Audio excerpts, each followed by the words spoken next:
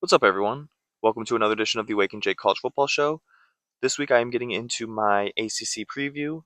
We've already done the Big 12, already done the SEC. Next week we will be doing the Big 10. And then after that, doing a full season preview overall, where I will go over win totals, playoff predictions, that sort of thing. And then I will also include Notre Dame, Oregon State, and Washington State at that time. And then after that, we are previewing actual football that's going to be played and that matters. And I'm so excited. It will no longer be talking season. It actually matters. We have actual football. It is on the horizon. I can smell it. I can taste it. And I'm so excited. And I hope you are as well. So let's not waste any more time. Let's have a good wake and bake sesh. And let's get right into this ACC preview. I was going to start off this preview with talking about ACC Media Days. But honestly, there really wasn't anything crazy, nothing out of the ordinary, nothing that I felt like really needed to be talked about, but just a little bit of a preview. We are doing Dude, Are You High this week because there was one coach who said something that was just a little absurd in my opinion. So we'll get into that later. So we'll start off with coaches entering this season on the hot seat or the warm seat, either one. A couple of these are going to be pretty obvious. We're looking at the Virginia schools, Brent Pry and Tony Elliott. Both got hired at the same time. We're going into the fourth year of each coach. One has had more success than the other, but honestly, it has not been great for either team. Brent Pry is 16-21 over the 3 years at Virginia Tech, and Tony Elliott is 11-23 over 3 years. There's no way that these guys are not on the hottest of hot seats. And their buyouts are doable. We're looking at like 4 million, I believe, for Tony Elliott and just over 5 for Brent Pry. That's nothing nowadays. If we don't see Virginia has to make a bowl. Let's just put it that way. I think if they make a bowl, there is a chance that Tony Elliott's around for one more year. For Virginia Tech, I don't know. If it depends on how they make the bowl game because I don't think they have any. Well, they should have these aspirations, but I don't think anybody else has the aspirations that they're going to be winning a ACC title, going to the playoff, that sort of thing. But if we're talking a 6-6 Virginia Tech team where they're just barely making a bowl game, there's a chance that he's gone at the end of the season. Now, if they go 8-4, 9-3, he's back for another year. But 6-6, or they don't even make a bowl game, he's gone. I fully believe that. Next on that list is Justin Wilcox. I don't know how much more of a leash they're going to give Justin Wilcox because they just transitioned into the ACC. So it's possible his leash is a little bit longer than it would be with other teams. So I guess you could argue of whether or not he should be on the hot seat or the warm seat. I think he should be on the hot seat because Cal has not been great recently under his tenure. So I don't know. I think, and they got absolutely ravished by the portal this year. I wouldn't be shocked if we see Justin Wilcox either get fired or step down on his own will and go be a defensive coordinator for a top 15, 10, 20 team. I don't see him being there much longer again, either by his will or the team's will. He's gone. His buyout, if he does get fired, is also not, from what I understand, I think it's roughly 15 million, but sometimes it's hard to find those numbers. That's not a terrible number. I wouldn't be shocked if he was gone this year. And then we got somebody on the warm seat, Mike Norvell. I don't think he's going to get fired this season if they don't do well. Now, I guess I should say, if they have another 2-10 season, there is a chance that Florida State's like, all right, you're gone. I don't think Florida State's going to go 2-10. A little bit of a preview. I don't have super high hopes for Florida State this year, but I don't expect them to go 2-10. I don't expect them to be that bad. Mike Norvell's buyout is pretty high. I believe it's 60 plus. that alone is a good enough reason to keep him around for at least one more year if he doesn't perform to your standards this season. So I only think his seat is warm if they don't have a great season this year. We might see him enter next season on the hot seat. All right, so much like the Big 12 and the SEC, I'm going to break the ACC down into different groups or tiers. And it's going to be similar to what I had for the SEC. At the top tier, we got national title contenders, and spoiler alert, I have only one team in that tier. Tier two would be could maybe make the playoffs with a question mark, because honestly, I am not sold that the ACC is going to get two teams in. Um, but if they do, this is the group of teams that could be.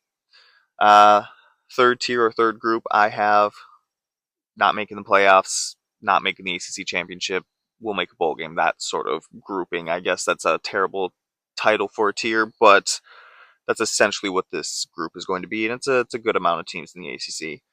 And then at the bottom, I have teams with no expectations. I'm talking not even making a bowl game, and definitely not competing for an ACC championship, and in a million years wouldn't be making the playoffs. Play this exact season over 1,000 times, and these four teams that are in this group, do not make the playoffs. So starting in that first tier, then, um, which this is going to come as no shock to anybody, but I have Clemson as the one and only team. I have them finishing first in the ACC. I have them making the playoffs, and I have them competing for a national championship. Well, not necessarily playing in the national championship, but they have a legitimate shot at winning it. I would say. When I did the Big 12 preview, common theme for a lot of these teams was, they return a lot of talent on an offense or defense that was really good last year or got a lot better as the year went on, and they don't really have an excuse to not be good this year. And I feel like that's the same for Clemson. Last year, very good team, made the playoffs, but we saw anytime that Clemson had to play, it was much like Penn State. Anytime that they had to play a great team, they lost. It, every game that they were, for the most part, supposed to win against teams that we all thought, oh yeah, Clemson's definitely better than this team, they won those games. Um, they bring back a lot of guys on both sides of the ball, and I don't think we're going to necessarily see that issue this year with them. I think this year when they play a great team, it's not going to be a guarantee that the great team wins. I like Cade Klubnik. I like the talent that they're returning on both sides of the ball. It's not even like it. They bring back talent all over the field. A lot of production at wide receiver. I will say, running back is a little bit of a question mark because you don't bring back Phil Maffa. So I guess if I had to nitpick, the rushing attack, I guess, would be my question mark with Clemson's offense. Defensively, have they been as, I guess, dominant as they were when Brent Venables was the DC there? I guess not, but they got some young talent on that team. They are going to be scary. Clemson's my only one in this group, and I think it's pretty obvious why they're there, and I think a lot of people have them there. I don't think I need to explain much more. It's after Clemson, though, that I struggle, because so the next group is teams that could maybe make the playoffs. I've got four teams in that group. And honestly, I could see a path that any one of these four could finish second in the conference and compete for an ACC championship. And so I will say that even though I'm listing them in a specific order of how I think it will go, you can make the argument for any one of these other teams to finish at second, finish in second, and I might end up agreeing with you. But coming in at number two, I have Miami. Um, Now, like I said, there are three other teams that could be in the spot, and of those other three teams, Miami plays two of them. So, I mean, if Miami wins those two, it's almost like a sure thing that they're going to be finishing second in the conference. But they also open the season playing Notre Dame, and they do have to play Florida at some point in the season as well. They have, they do have a little bit of a difficult schedule. So that does make me a little hesitant to put them at two, but I still think that they have enough talent to finish second. I do like the addition of Carson Beck. I know people hated Carson Beck at Georgia last year, thought he was the issue, and I don't think he was. He obviously ended up getting hurt. I think if he, and it sounds like they say he's fully healthy, if he goes into the season fully healthy, I have all the confidence in the world in Carson Beck. I don't think he was the problem at Georgia last year. I think Georgia had other issues, especially with, the wide receivers. Um, I don't think Carson Beck was the problem. I think he's going to flourish at Miami. I think the pressure at Miami is significantly less from the fan base and whatnot than it would be at Georgia. And I think take that pressure off of him, and we are going to see Carson Beck flourish, assuming that he is fully healthy from that injury. And when you have a great quarterback, anything's possible. I think Miami, of those, the four toughest games, where they played two of the other three teams that I think could finish second. They play Notre Dame, they play Florida. If they can split that and win at least one of those two against those ACC teams, they could finish second. They could have a very good season. They could make the playoffs. I fully believe in Carson Beck. Who I don't believe in is Mario Cristobal. He kind of gives me Brian Kelly vibes. Always kind of seems to kind of underachieve given the talent that he has on the team. I don't trust Mario Cristobal. I do like Carson Beck. They could make the playoffs, but I do not see them winning the national title. Georgia Tech. I guess this one could be a little controversial. I have Georgia Tech at 3. If you listened at all last year, you know that I love Haynes King, and I believe that if Haynes King is healthy and playing, you have a shot to win every single time. You may not win, but you have a shot at winning. It's not going to be a blowout. He is a competitor. He is a dog. He is going to keep you in the game. They bring back their second leading receiver. They bring back their running back, Jamal Haynes, from last year. Actually, they bring back their top 3 rushers because Haynes King is coming back too. And they bring back enough production along the offensive line that I think this offense could be pretty good. I will say, though, offensively, outside of Malik Rutherford, that wide receiver room does scare me a little bit. So that could be an issue. But again, with Haynes King and Jamal Haynes, this is going to be a run-first team, as it usually has been. Haynes King has been pretty good at protecting the ball. Throws when he has to, is smart with the ball. Georgia Tech could be pretty good on offense this year. Defensively, again, very similar. If they return enough production and talent on the defensive side of the ball, Georgia Tech could have a very good season this year. I think they will have a very good season, and I think they will finish for sure at least top 5 in the ACC. Could they compete for an ACC championship? Yes, it is possible. Do I think they could make the playoffs? I mean, if they're competing for an ACC championship, yes, I guess they could. I have them finishing at 3rd. Again, in this section, you can argue them. You could argue Georgia Tech anywhere from 2nd to 5th, and I won't disagree with you. Same goes for Miami. Same goes for SMU, who I have coming in at number 4, and same goes for, spoiler, Louisville, who I have coming in at number 5. So we'll just jump right into that. SMU at 4. I don't have them making the playoffs again, clearly, if I have them finishing 4th, because there's no way the ACC is getting 4 teams in. There's not a chance. I feel like their schedule has the potential to be a lot more difficult this year. Half the transfers that they brought in were on the defensive line, which I think people saw as a weakness on that defense, I guess. Not that they were terrible, but they probably needed to be a little better, a little bigger. So they bring in a lot of transfers along the defensive line. Kevin Jennings is back, which is always great. You bring back enough, production or talent in the receiver room. They are good enough to finish top 5 in the ACC.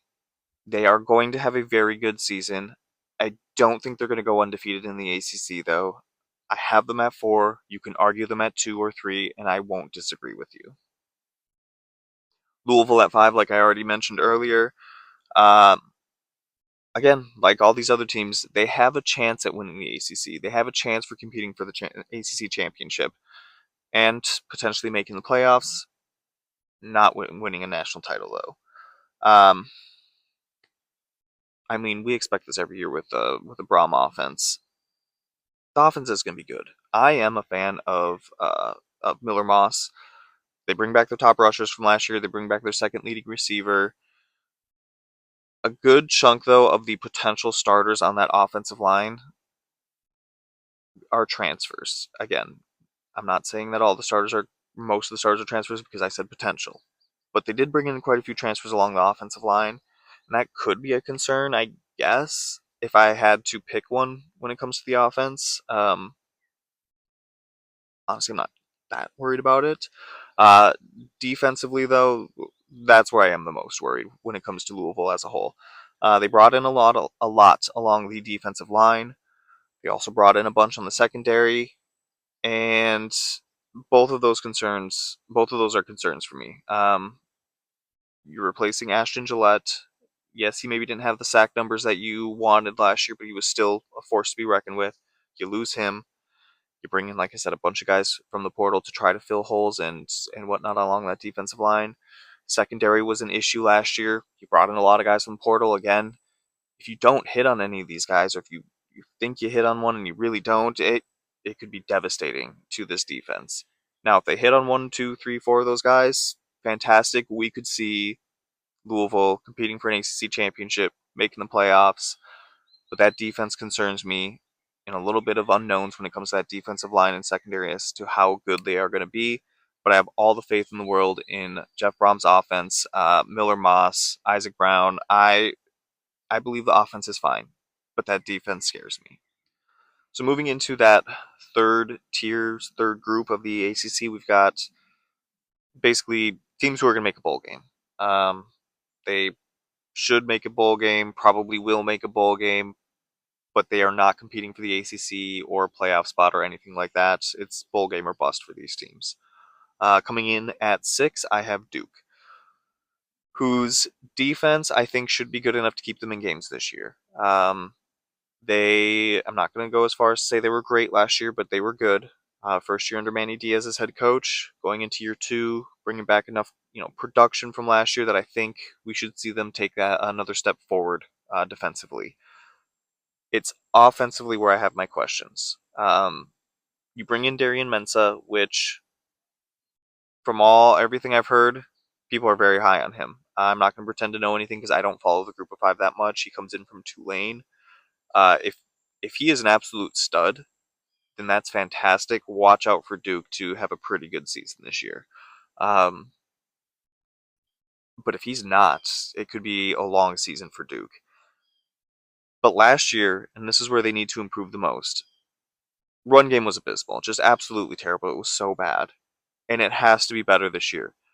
Where my concern is, though, is they didn't they didn't really bring in a lot of new offensive linemen. They're bringing back, I think, 4 of the 5 starters from last year, which some people might look at and say, "Hey, that's great.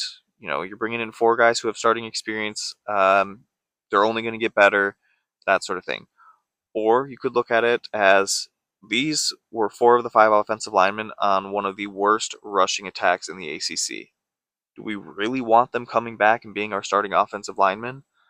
2 ways to look at that.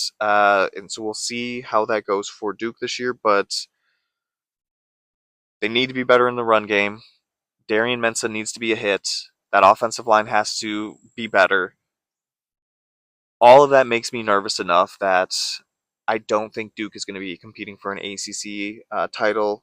Definitely not making the playoffs, but they should make a bowl game. Coming in at 7, I have Pitt. I mean, what a wild ride for Pitt last year. Started 7-0, lost your final 6 games, including the bowl game. Just brutal, brutal year. Offensively, got off to a hot start, just absolutely dominating, and then for 6 straight games struggled. And defensively too. Defensively could not stop the pass. It was a combination of both of that. Offense, not being as consistent or high power as they were in the beginning half of the season, and that pass defense just being so brutal. This year, if the offense can stay healthy and stay strong from start to finish, I fully expect Pitt to have a decent season. 7-5, 8-4, maybe 9-3 as their ceiling. I don't think Pitt's going to lose 6 straight games again. I think they're going to have a good year, but they do need to improve on that pass defense. And they can't they can't lose 6 in a row. That was just absolutely insane. Um, Coming in at 8, I have Syracuse, and so far as I've laid it out, if that's exactly how it happens, or that those first 7 are don't vary too much, but if it does play out this way, Syracuse will have played 4 of the top 5 teams in the ACC this year. Plus, they open the season with Tennessee. Plus, they have to play Notre Dame. That is 6 potential very tough games. And making a bowl game will be much more difficult this year. They had a great season last year. We are not going to see that same success this year. Offensively, Kyle McCord was throwing the ball all over the place. That's all they wanted to do was throw the ball. I would say I didn't do the actual math on this, but it was all of like 200 yards of their total rushing last year came from LaQuint Allen. He was their only option at running back, the only one that they really ran the ball with ever. He was a bell cow. He he was like 99% of the run game. Let's be honest. They lose him, and honestly, even with him being the bell cow like that, they struggled to run the ball. They were not good at running the ball. This year they have a new quarterback. Sounds like it's probably going to be Ricky Collins, but it could be Steve Angeli. Either way, 2 guys who do not have a lot of starting experience. If it is Ricky Collins, he's thrown like 7 career passes, and I don't know how many more Steve Angeli has actually thrown. When you have a new quarterback, and this goes for any team, not just Syracuse, you need your run game to be dominant. Not dominant, no, dominant. You need your run game to be dominant because it sometimes can take these new starting quarterbacks to adjust to the season. It may take them a few games to get rolling, and when that happens, you need your run game to be the strength of your team, at least to start the season.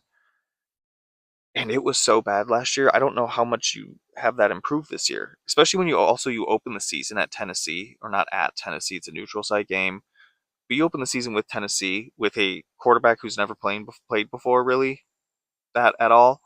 You're going to want your run game to be good so that they get settled into the game. And I don't know if it's going to be. I think we see a step back from this offense this year. It is not going to be as high flying and powerful as it was last year. It is going to take a step back, which is part of the reason why I think making a bowl game is going to be more difficult on top of a potentially hard schedule. Um, Defensively as well, they have a lot they need to improve on. Bottom half of the ACC and basically everything.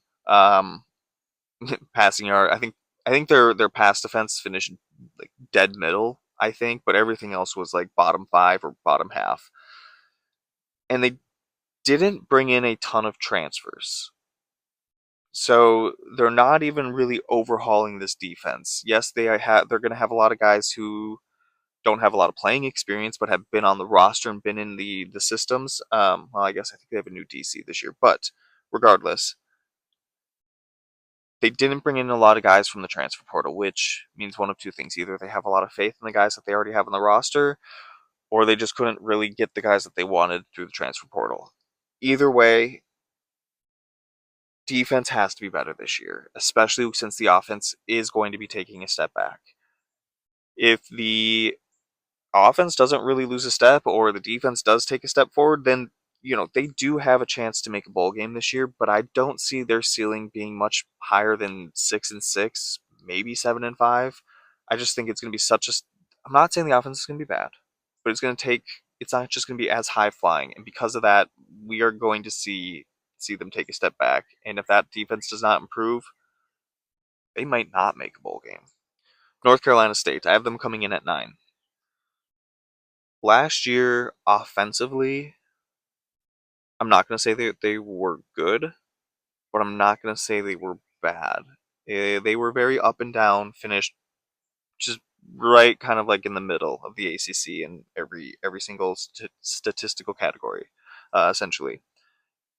They they do bring back three of their four leading receivers from last year. They do bring back their top running back, uh, and they do bring back their starting quarterback. He didn't start the season as the quarterback. We all know how that worked out with Grayson McCall. Unfortunately, injuries really hampered his season, and then he ended up retiring. CJ Bailey took over as starting quarterback and will be the starter heading into this season. I think I think we see the offense take a step forward this year. You guys were up and down, you showed flashes. You had a first time starting quarterback. Going into this season, I think we see NC State take a step forward offensively, and I'm not going to say that they're going to be one of the top offenses in the ACC, but they'll be top half for sure. Uh, Defensively though, that's where I have the most questions. They need to be better in basically every aspect of the game. Um, they brought in, they only brought in like 18 transfers, and I think that's because they were so happy with how the offense showed potential and where it's at. That's probably why we see these numbers. Only 18 incoming transfers. 12 of those 18 were on the defensive side of the ball. Uh, I can't, and it's hard to blame them because the defense was so bad last year. I don't think it's going to be worse. But they will need to make a significant jump if NC State wants to compete for an ACC title, which I don't necessarily see. But again, I don't think the defense is going to be worse. I do think the offense takes a step forward. They have a chance to finish better than ninth, but I have them finishing basically dead center of the ACC at this point. Florida State at number 10. It can't be worse than last year. Let's be honest. It really can't. They lost a lot of guys to the portal, which is probably not the worst thing in the world because, again, last year was abysmal. 2-10. They bring in a new offensive coordinator, bring in a new defensive coordinator. They return one starter on offense. They bring in a handful on defense, or bring back a handful on defense. They bring in Thomas Castellanos, and I think, and you've heard me say it before on last year, I'm a huge Thomas Castellanos fan. I think he is so fun to watch. He's gonna make a couple dumb plays, but that's what you get with him, and that's part of the excitement with him. But then he started opening his mouth this offseason and saying some shit, and I don't know how much Florida State necessarily loves that from him. I can say that if you were a Thomas Castellanos fan, but now you find it a little harder to root for him based on comments he was saying this offseason, I completely understand that. I'm still at my same love for him. Can't wait to watch him at Florida State this year. Again, it can't be worse. I think they do improve, but I don't think we are going to see a team that's competing for an ACC championship playoff spot, anything like that. It will be better. I'm sure they'll make a bowl game, but there's a chance that Mike Norvell enters next season on a warm to hot seat. Coming in at 11, I have Virginia Tech, and honestly, I'm kind of worried for Virginia Tech this year because they did get hit hard in the portal. And I've said it before and I'll say it again. Teams that don't lose their head coach, that bring in a ton from the transfer portal, I don't always love that. Uh, you don't have a brand new coach and you're losing that many players and then having to bring in that many, it's not always a good sign. And when you look at their offense, it's probably where I have the most question marks because if you look at their 5 potential starting offensive linemen, one of them has 29 career starts, the other 4 combined for 6. Which is not a lot of production. That's a lot of unknowns. It's hard to get a read on that offensive line. You also bring in a brand new receiving core, brand new running backs. You do return Kyron Drones, which is a plus. That always helps. But when you have that many unknowns across basically the whole entire offense, it makes me a little worried going into this season. And then defensively, they weren't terrible last year. They really weren't bad. Uh, but and you do bring back your two tacklers from last year, but you lose a lot of sack production, and that's always worrisome because you have to replace that. And I mean, they don't really bring back a lot of starters or production on that side of the ball, but what they do bring back is a lot of guys who, even though they did hit the portal hard, they do bring back a lot of guys, uh, who have been with the program. Potential starters or two deep, I should say, has a lot of guys that have been with the program. So I mean, that's always, I guess, kind of a plus. Um, but I have so many question marks surrounding the team: defensive line, offensive line, running backs, wide receivers. I don't know if Brent Price survives the season. The schedule has potential to be winnable, so maybe he's back for one more year. But I have too many question marks, especially defensive and offensive line. Coming in at 12, I have North Carolina. They lose Mac Brown. They bring in Bill Belichick. And I am having such a hard time reading this team. Because, first of all, you got Bill Belichick, who is the greatest head coach in the NFL of all time, who is making his college debut. College is a different animal than it is in the NFL. I'm curious to see how he transitions to that. Plus, 41 incoming transfers. The combination of that also makes it hard to get a read on this team. I want Bill Belichick to succeed. I'm not saying he needs to win the ACC or, be in the running for it. But if he can be 7-5, 8-4, his first season, that's what I want to see from Bill Belichick, because it's so sad when you see, one of the best players of all time, one of the best coaches of all time just go out on a sour note. It would suck to see, Bill go 4-8, 5-7 for 2-3 years in a row and then leave. I hope he's somewhat successful, because I would hate to, end his career on a sour note. Um, this is going to be such an interesting season. Just like I said, brand new team. He's making the transition. His 24-year-old girlfriend, Jordan, whatever her name is, it's going to be a wild ride this season. I hope it's successful to some extent, because, again, I would hate to see him go out on a bad note. But I do have UNC finishing at 12. I have Boston College coming in at 13th. Boston College is a team that, if things do go their way this year, they could finish top half of the ACC. Now, I have them finishing at 13th. Obviously, I don't have them finishing top half, but again, they have the potential to at least be top half. Running backs and receivers on offense should be good. Offensive line remains a little bit of a question mark. Quarterback position, I guess, also somewhat of a question mark. Uh, I don't know if it's going to be Dylan Lonergan from Bama, or if it's Grayson James, I believe is his name, who took over for Castellanos last year. Not sure who the guy is going to be, but regardless, still somewhat of a question mark. Defensively, they do return a lot of talent in that secondary, which is always a plus, because I don't think they weren't really, bad last year. Um, Defensive line is where I have my questions, though, because they bring in 7 defensive lineman transfers. If they can hit on a couple of those, defense should be very good, because secondary and defensive line, they kind of go hand in hand, because if the defensive line can get pressure on the quarterback, makes the secondary's job easier, and they go hand in hand when, having a top pass defense. So if they can hit on a couple of these defensive lineman transfers, defense could be pretty good this year. Their schedule, on the other hand, does have the potential to be very difficult this season, which is why I do have them finishing in the bottom half of the ACC. But they do have that potential to be top half at some point if everything goes their way. And then now we move into that bottom tier, that bottom group of the ACC, the teams that are not making a bowl game. I have no expectations for, no hope for this season, just bottom of the barrel teams this year. Coming in at 14, Wake Forest. They lose Dave Clawson. I think he's still with the university or the team in some capacity, but he's not the coach anymore. You bring in Jake Dicker from Washington State. He brings, a handful of guys along with him.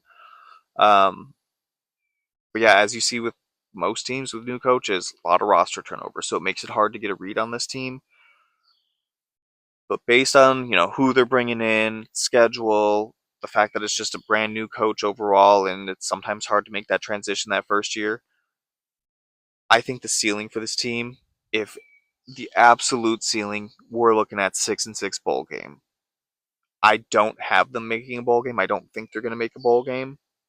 But I think if every single thing went their way this year, they could maybe, and a little bit of luck as well, they could maybe make a bowl game. But I don't see that happening. Coming in at 15, I have Cal. I mean, tough. Absolutely tough. I think they went, 5-7 last year. They had a lot of one-score losses in ACC games. They didn't have a terrible. Yes, they went like 2-6 in the ACC or whatever. It still could have been a lot worse. Like I said, a lot of one-score losses, which gives you hope for going into the next season. And then they just got absolutely ravaged from the portal. Just completely lost. They lost all their best players, having to completely rebuild this team on a. Again, they showed potential going into the season and then just had to completely turn over the roster. I don't know how long Cal's leash is going to be on Justin Wilcox. Like I've said earlier, it's possible that they keep him around another year, even if they don't like make a bowl game or have a great season. I wouldn't be shocked though if Justin Wilcox just left for a defensive coordinator position. I wouldn't be shocked if that happened. I think we are coming to the end. I think he is gone. I think he's gone after this year. That's going to be my prediction, whether it's by Cal firing him or him just being like, I want to go back to being defensive coordinator and on a winning team for once. Coming in at 16, Virginia. Virginia has to make a bowl game this year. It's year 4 of Tony Elliott. We've not seen much of any improvement. This year, though, they do avoid Georgia Tech. They do avoid Miami, Clemson, SMU. 3 of those guys finished top 3 in the ACC last year. If there was ever a year for Georgia, or not for Georgia, for Virginia to make a bowl game, it's this year. And I mean, it's a winnable schedule, or has the potential to be a winnable schedule. But if Virginia makes a bowl game and they bring back Tony Elliott another year, are Virginia fans gonna be happy? It feels like, I'm not saying that they are gonna root to not make a bowl game, but it almost feels like they might want to, so that they get rid of Tony Elliott and could bring somebody else in. And when you look at this roster from last year, they have to improve in basically every aspect, offensively and defensively. If you made me pick a strength of this team, I guess I would say defense, because it was, I guess, technically their strength last year. But they do return a good amount of production on that side of the ball, which I don't know if that's a good thing. I just have no hopes for Virginia this year. And for Virginia fans' sake, I hope they don't make a bowl game so that they do fire Tony Elliott and actually try to bring somebody else in. And then finishing in last place, Stanford. Let's be honest. I don't think many people have Stanford finishing much higher than 17th, if at all. Frank Reich is the interim head coach, which is kind of bizarre. They have not had fired or hired a full-time coach, so he is going to be the coach this year, but on an interim basis. Andrew Luck is the GM, which is also kind of crazy. They lost a good amount to the transfer portal, and it just really feels like such a transition year for them. Again, because they have an interim head coach, because they lost so much to the portal, it feels like this is just going to be a rebuild year. This is kind of a throwaway year, and I have no expectations for Stanford. I have them finishing dead last. End of season awards. So obviously, I have Clemson finishing first. I have them facing Miami in the ACC Championship. I have Clemson winning the ACC Championship. Coach of the Year is Dabo. I don't feel like I really need to explain that one. And along with this next one, Player of the Year, Cade Klubnik. Again, I really don't think I need to explain that one. I have him winning Player of the Year. Rookie of the Year, I don't know how to pronounce his name. I probably should have looked that up beforehand. It is the 5-star freshman quarterback for Cal, who originally signed with Oregon and then transferred. Jaron Kiowe Sagapula Telly. I know I butchered that. I will learn to say it at some point. Um, right now, I don't think he's necessarily the starting quarterback. It's probably going to be Devin Brown, the Ohio State transfer. I wouldn't be shocked if we saw Jaron take some snaps or take over the job at some point, if not right away to start the season. I have him as the rookie of the year, and then I'll just jump ahead. I also have him as offensive rookie of the year because I mean, why wouldn't he be? Same with offensive player of the year. I have Cade Klubnik again because again, if they're winning player of the year and rookie of the year, they're probably going to win that as well. Defensive player of the year. I mean, I'm going heavy in Clemson here. TJ Parker. I think he is going to have a phenomenal year this year for Clemson, and I think he wins defensive player of the year. And then honestly, defensive rookie of the year, I struggled with this one. I didn't really know who to pick, so I just went with Tylen Lee, edge rusher from Florida State. I had a hard time picking that one. I'm going to be really honest with you guys. But yeah, that is my ACC preview. I feel like it's really not that controversial. I think most people would agree, especially with how I broke it down. Clemson's everybody's national championship contender. You know, Miami, Georgia Tech, SMU, and Louisville all have a shot to compete for an ACC title and maybe make the playoffs. And then that huge group of like Duke, Pitt, Syracuse, NC State, Florida State, Virginia Tech, UNC, Boston College. I think everybody would agree it's probably just a bowl game at most for them. Probably not competing for anything more than that. And I really don't think anybody has expectations for Wake Forest, Cal, Virginia, or Stanford. So I think I did a pretty good job breaking it down. Obviously, you could argue the order, I guess, and I wouldn't necessarily disagree with you. But that's really the breakdown of this conference. Clemson or bust. That's really their only hope. Which actually leads perfectly into Duke.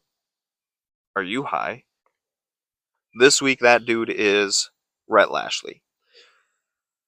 ACC Media Days, he got up on the podium and started taking shots at the SEC. And I'm sorry, unless you're in the Big Ten, and I should even say top half of the Big Ten, even I wouldn't want Purdue or Northwestern throwing shots at the SEC. Or I'll even give you Dabo Swinney from Clemson. Those are really the only conferences and teams that can be taking shots at the SEC. Rhett Lashley cannot be doing that. But I'm not even going to disagree with necessarily what he said, but it's because it's him with the team he's coaching in the conference he's in that he cannot be saying what he said.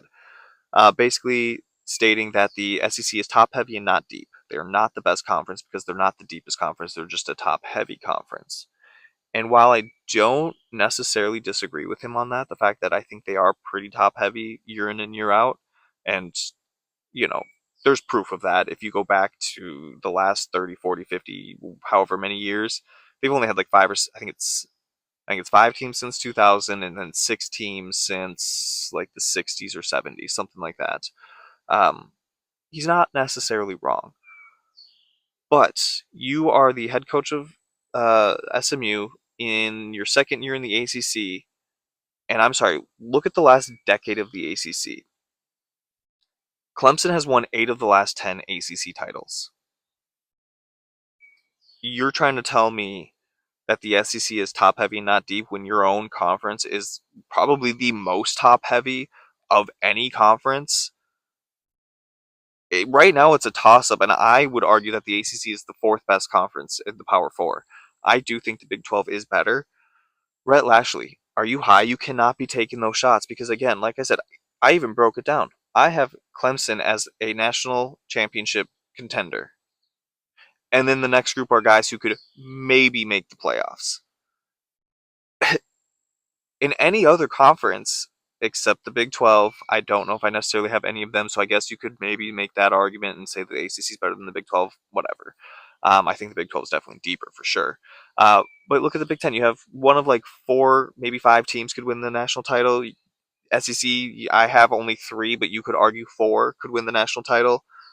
The ACC has one and only one. I don't believe that anybody else in the ACC could win it. You guys are as top heavy as it gets. It is Clemson or bust.